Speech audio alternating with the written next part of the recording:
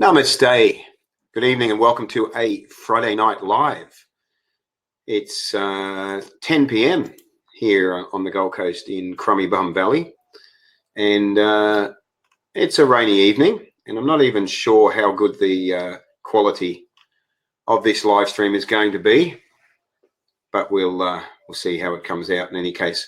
So while some people are coming online there, just slightly off topic, I just want to mention that really good to see the Game Changers has already in 1 week become the biggest documentary ever on iTunes, and will be coming to Netflix on the 16th, which is Wednesday next week, and it'll also be officially released on YouTube. At the moment it's unofficially released through some people that have managed to get a copy and put it on their channel. But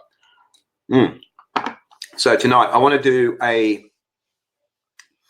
another climate crisis live stream, and this one is called Climate Crisis. We've all been conned. There's a reason why I've called it that, and if you stick around, you'll receive some information that maybe will annoy you as much as it's annoyed me. So thanks, Dale. Dale says very good quality. That's great, because I've just done some internet upload tests and upload and download tests, and the quality was shocking. The speeds were shocking, I should say, especially for NBN. Anyway, enough waffling. I just want to set the tone here that I'm against injustice.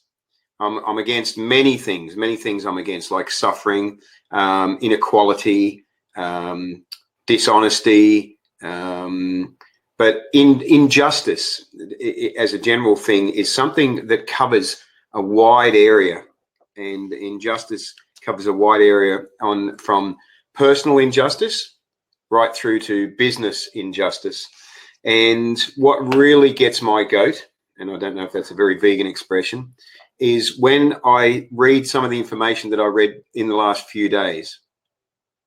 And I read it, I found it very powerful, and I thought I need to do a live stream about this and actually express it verbally to you, so you hear it rather than read it, and you get the impact of what is going on behind the scenes in our world, and has been going on for, probably for almost forever, in an effort to enable those that want to keep making money to keep making money, basically, and at all costs. And this is something that more and more information is coming out about the vested interests that are deliberately conning us into believing that there is not a climate crisis. It is absolutely crucial to these businesses that they con us into believing this. Now, I want to read you some information that will really shock you as much as it has shocked me, because the insanity of what these businesses are doing, the injustice that they're perpetrating on mankind, on our home and the planet that we live on, it's disheartening, it's evil, it's wrong on all levels. And, when I read about it, let me just give you an example. Let me just start off with what I was reading today, and I did post this on my page. It's fairly lengthy, so I won't go through the whole lot of it, but I just want you to get a feel of what is happening here. Basically, vested interests have tried to turn the world against climate science. There's actually been a campaign, a propaganda perpetrated over decades to actually turn us against climate science, and to make us sort of confused about it, and not really sure what to believe. So for decades, fossil fuel majors have tried to fight the consensus, just as big tobacco once disputed that smoking kills. So let me just give you a little insight here into how we have been getting conned by big business. In 1998, a public relations consultant called Joe Walker wrote to the American Petroleum Institute, which is a trade association representing major fossil fuel companies, with a proposed solution to a big problem. In December the previous year, in December 1997, the UN had adopted the Kyoto Protocol. And that was an international treaty that committed signatory countries to reducing their greenhouse gas emissions in order to avert catastrophic climate breakdown. So we're talking over 20 years ago now. Reducing emissions represented a direct threat to the profits of fossil fuel companies. And the API, the American Petroleum Institute, was working on an industry response. Quote, as promised, attached is the Global Climate Science Communications Plan. This is what they called this propaganda that they were working behind the scenes. It was called the Global Climate Science Communications Plan that we developed during our workshop last Friday. Walker wrote. Walker, that's Joe Walker. The workshop had involved senior executives from fossil fuel companies, including the oil multinationals Exxon, which was later part of ExxonMobil, and Chevron, and the gas and coal utility Southern Company, and a handful of right-wing think tanks. Joe Walker outlined a vision of a comprehensive international campaign to change public opinion, that's us, to con us, to change public opinion on the climate crisis by casting doubt on the scientific research, presenting it as unreliable when the overwhelming majority of scientists had already reached a consensus. So there was a behind the scenes campaign over 20 years ago. This is just one of what I've read about, designed deliberately to cast doubt on the scientific research. And it's very strong today. And I know it's very strong today because I get people that send me messages and make comments on my page when I post about the climate crisis. I get people that are that have fallen for it, that have been conned. They've fallen for it, and they're trying to say no, there's not a problem, and they're presenting all the supposed evidence. My friends, you have been conned. I appreciate your sincerity, but you can be sincerely wrong. And this is what's very, very important to realize. You have been duped by a campaign that started at least 20 years ago to cast doubt on the credibility of the science of what is happening to the climate and the crisis that we are in now. To continue on with what I was reading, the communications plan involved finding sympathetic scientists, identifying think tanks to fund that would produce helpful reports, and working through supposed grassroots groups to hold debates questioning the consensus on global heating, along with a constant flow of media briefings that manufactured uncertainty. Think about this.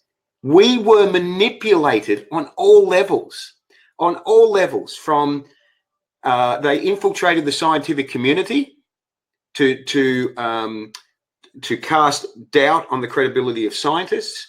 They created think tanks to come up with ways of creating more doubt. All of this is because of the greed that these companies have, that they need to keep making money. They worked their way into grassroots groups to infiltrate these groups to create a consensus of doubt and discredibility, and also infiltrated the media and constantly presented uncertainty through the media so that we would question whether there really was a climate crisis. And right now in 2019, as we're near the end of 2019, with 11 years left to go before we're really up shit creek, this uncertainty is really being pushed And it started over 20 years ago. When you start reading more and more into this, you go, holy shit, we have been conned, and you realize how wrong it is. The plan that they had to do this sounded much like a 1960s PR campaign devised by the tobacco industry to delay controls by questioning the science that showed that smoking kills. And interestingly, some of the people involved were in fact tobacco campaign veterans. So the same people in the 1960s were trying to discredit the science that showed that smoking kills are the same fuckwits that are today trying to discredit the science that shows that we have fucked up our planet. And I don't mind swearing about this because this is one of the most important things, if not the most important thing, because as we burn the home that we're living in, we don't have any other home to go to. This is as vitally important as it is going to get. So you need to be aware that you have been duped, you have been conned, and you need to get angry at the fuckwits that are doing it and actually stop falling for the big lie that you've been caught in. And, you know, if you have a look at my little meme that I've posted here, let's see if I can actually bring it up full screen.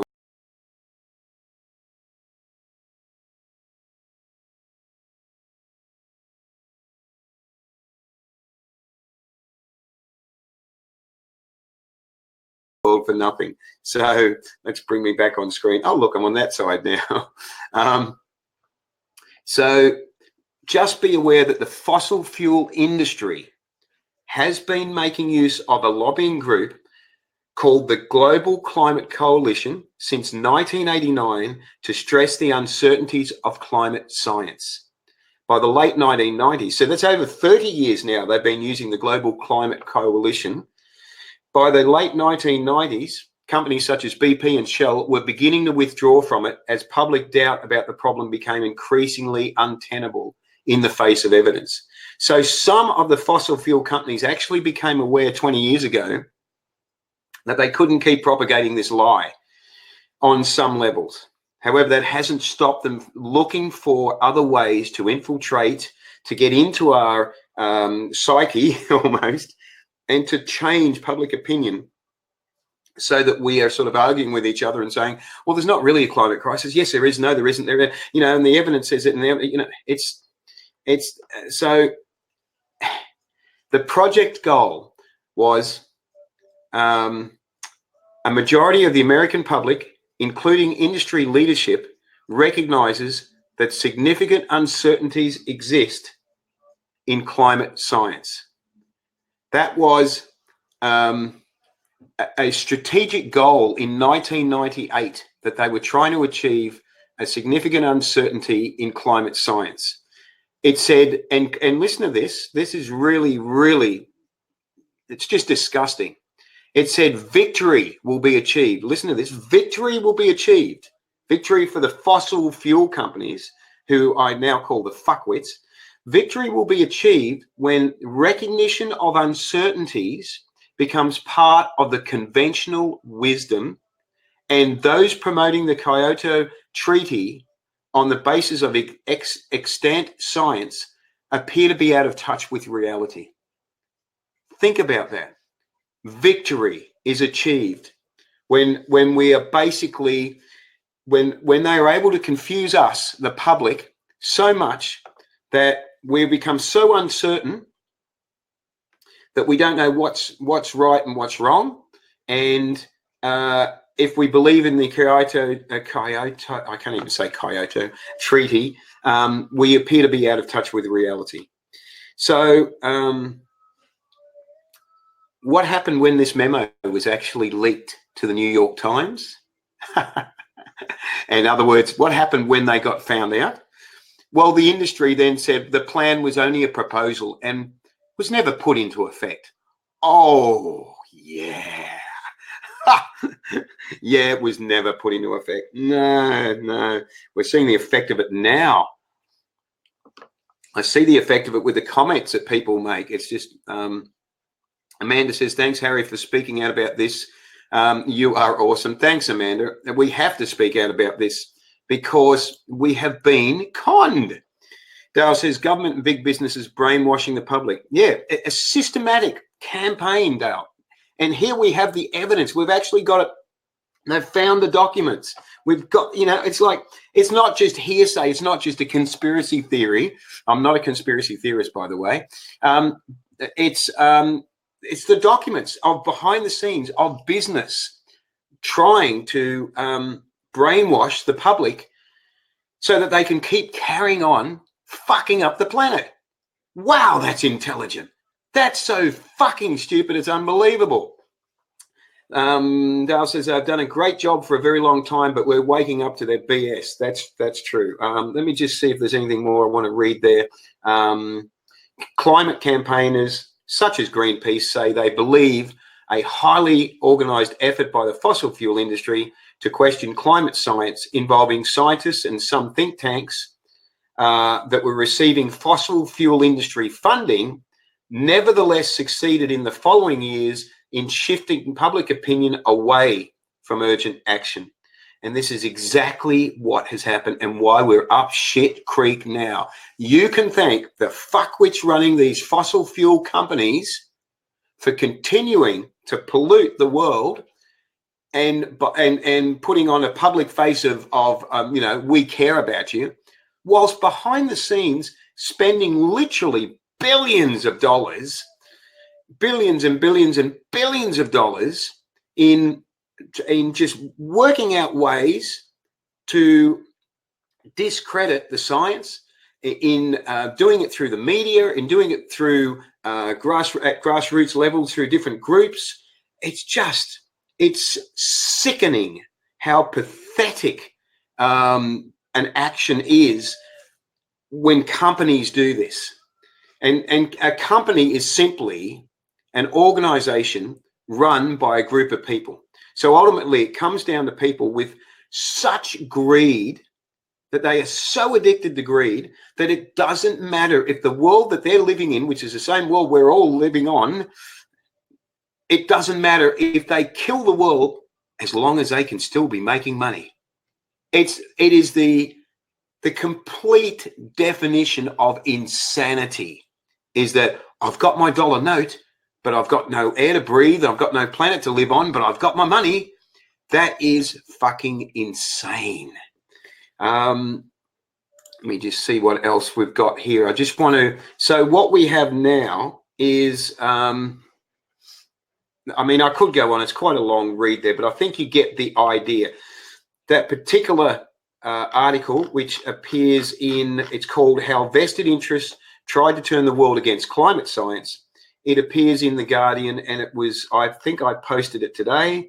Yes, it came out today. It's a fairly long read. It's on my page, a few posts back from today. Read it and be as disgusted by the evidence as I am. And also be aware of it, so that when people come up and say there's no climate crisis, you can understand why they believe that, because they have been conned. They've believed the lie that they've been fed for at least 3 decades, but probably longer. And there's much more evidence in that article. I want to just say, while I'm talking about The Guardian pops up a lot in my news feed with a lot of the information that they're presenting. And I love that they are really getting into the nitty gritty and presenting information that a lot of mainstream news places aren't. But they basically say, we refuse to turn away from the climate catastrophe and species extinction. This is The Guardian's philosophy. For The Guardian, reporting on the environment is a priority. We give reporting on climate, nature and pollution the prominence it deserves, stories which often go unreported by others in the media. So what I'm saying is I highly recommend following The Guardian for the articles. We undertake months-long investigations and will not shy away from interrogating powerful business interests. At this pivotal time for our species and our planet, We are determined to inform readers about threats, consequences, and solutions based on scientific facts, not political prejudice or commercial interests. Bravo. Bravo to The Guardian. And I love it. The Guardian is independent investigative journalism, and more people are reading and supporting it than ever before. Absolutely fantastic. So I now want to just also discuss because of that lengthy article that I was reading part of. By the way, this is amazing product placement. So delicious. Almond. Oh, it's cashew yogurt, actually. Is this cashew? No, this is cashew yogurt. Cashew yogurt. If you don't like soy yogurt, a lot of people don't want to have soy yogurt. And if you don't want to have coconut yogurt, cashew yogurt. Wow, so delicious. This is really good. Not overly sweet. Beautiful smoothness, body. This is really, really nice. Cashew yogurt. Okay, vanilla. And this is vanilla. Wow, this is nice. Wow. So because we have so many people now that are so confused about what's going on, they've categorized the 3 types of climate change denier. And I posted this one yesterday, and this comes from a different organization called The Conversation. And basically, let's see. Basically, that last week, a group of self-proclaimed prominent scientists sent a registered letter to the UN Secretary General. The letter headed, "There is no climate emergency." The group was supported by 75 Australian business and industry figures, along with others around the world, and it rejects a scientific consensus on climate change. Well, why would that have actually happened, and who are the people behind it? It's interesting when you investigate that the actual climate scientists involved with this group, there's 10 or less actual real climate scientists involved with, and the rest are business and industry figures, people that have no idea about the science, not involved in the climate science itself. They're not experts in the area. So anyway, that denial, I just see if they actually talk about. I don't think this particular article goes into sort of dissecting the. Yes, okay, it doesn't. Right, but what I want to talk about is there are 3 types of denial for climate scientists, and I just want to sort of go on a little bit about this, and then I'll probably finish up. And basically, what you've got. The twin phenomena of denial and inaction are related to one another, at least in the context of climate change. So that makes sense, doesn't it? That people deny so that they don't have to act.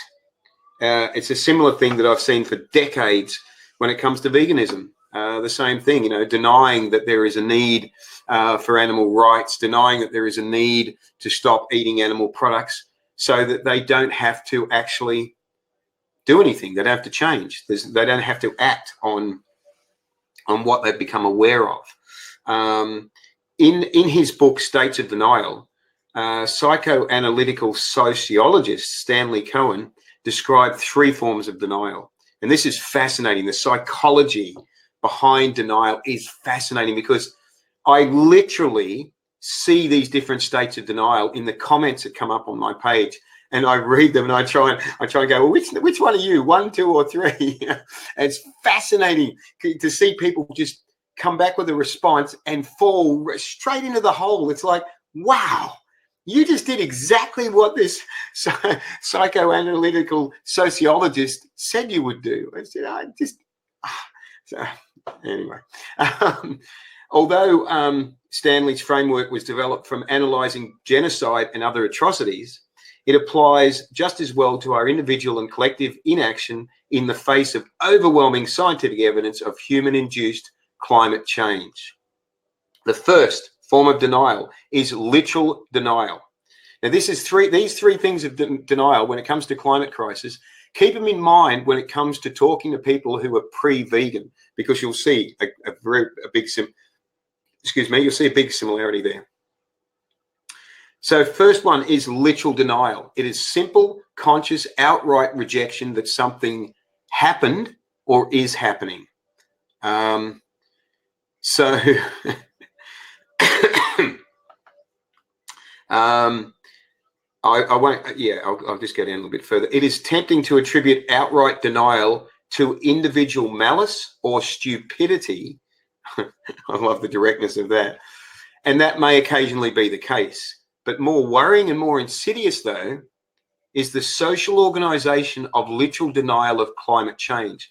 This social organisation is actually sort of tying back in with the industry organisation behind the scenes that I've been starting this live stream talking about, how we've all been conned behind the scenes. And I feel sorry for those that have been conned that still are trapped in believing that, believing what they've been fed for decades from the industries, that it's in their interests to keep going. They don't want to have to change.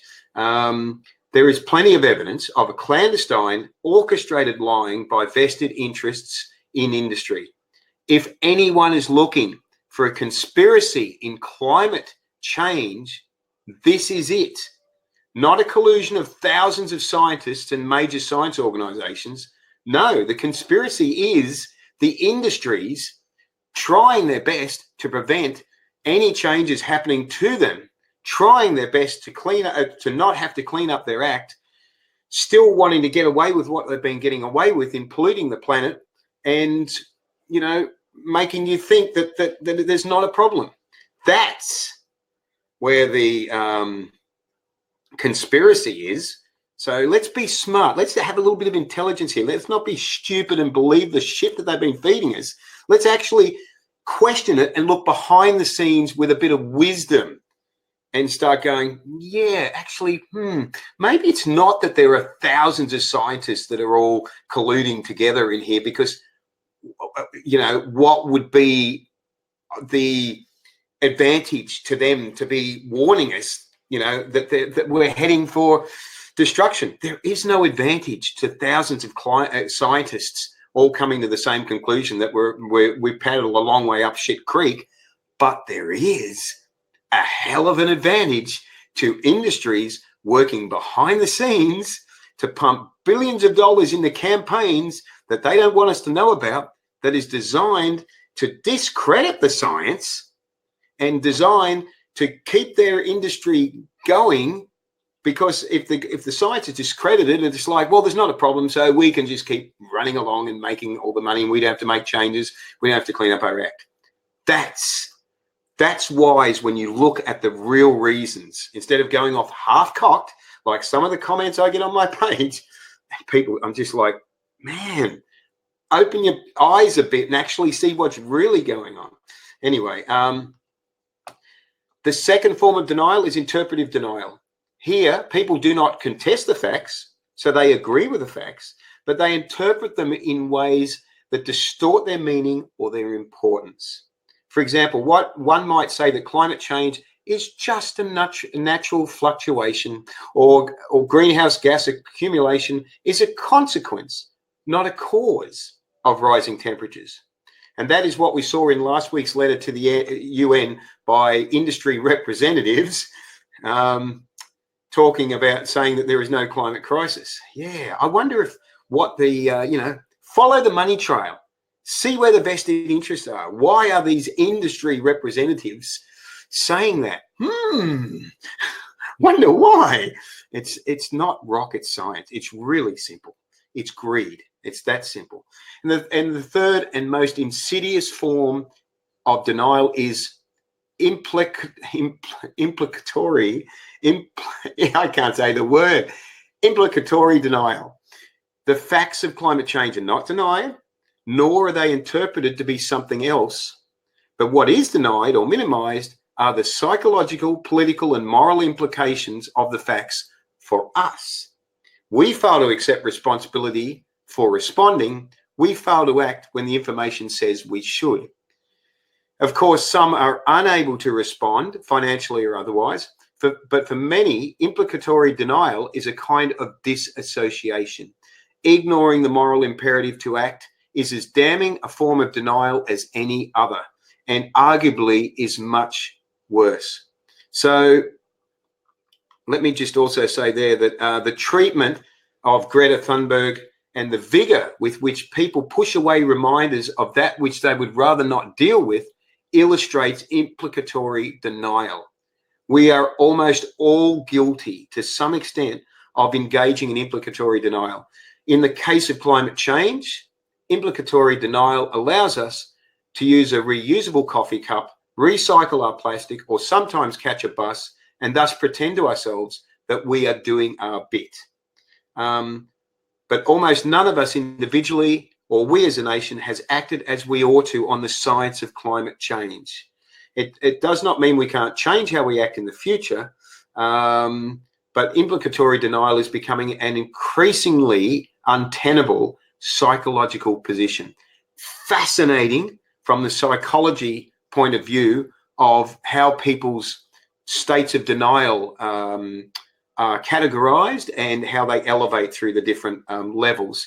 So it's, while it is tempting or even cathartic to mock the shrill responses to Thunberg from literal and interpretive deniers, we would do well to ponder our own inherent biases and irrational responses to climate change.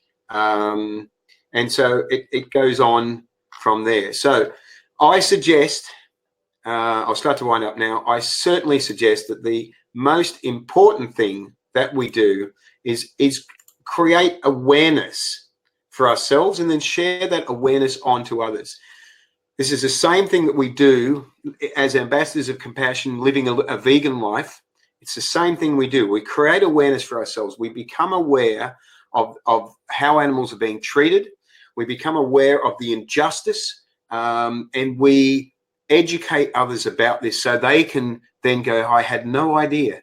And we as vegans doing this have been always up against similar vested interests who it is in their best interest to create confusion and deny that animals mind being slaughtered, and and say that the slaughter is humane, and tell us that we must eat meat, we need it for our health, and it's beneficial on all different levels. All those excuses, all those justifications that industry has put forward is simply because of their money trail that they need to keep going, to stay alive as a business and an industry. So they create a confusion. They release, they have their own propaganda system and on the vegan side of things, releasing information that is poor science or bad science or incomplete science, and designed to have sort of people going, oh, geez, I don't know what to believe now. You see, you do that, you create the confusion, and that's what stuffs people up. So be aware that this operates on different levels, these vested interests, always because of the money. So follow the money trail, and then you see the picture a lot clearer. So I hope that I've been able to sort of just give you a little bit of food for thought here, create a little bit of awareness. I'll link in the comments after this live stream to some of these information that I've been reading to you tonight. I wanted to read it to get the impact of it across. I wanted to verbalize it so that you'd get the impact rather than just reading it dryly yourself. And I'll put in a couple of articles I haven't read yet. One of them talks about Google's large contributions they've made to climate change deniers, which astounds me. And it's just and the think tanks that have spent decades undermining climate science. I'll put some of those links in there as well. So thank you for everyone that's been watching. My wish as we move forward is that we do our best to share this information and to not be bamboozled by those that would try to bamboozle us. Have enough wisdom, enough hindsight, enough foresight, enough, looking within to smell the BS when you read it or when you hear it, and sort of go, no, that doesn't sound right. What has this company or this person got to gain by pushing this agenda, by telling me this? What have they got to gain? And then you start to follow the money trail and you go, aha, so that's why they need to make us believe that there's not a climate crisis, because that's where the money is for them. So remember to live vegan and save lives, because that is crucial moving forward for us in dealing with the climate crisis. That is crucial because of the pollution involved, because of the degradation of our environment involved, all the negatives involved in animal agriculture, that by moving to a vegan lifestyle, that we can eliminate and we can drastically improve our chances of future survival. I'll speak to you soon. Thank you for watching. And if I can figure out where the stop button is, I'll press it. Good night.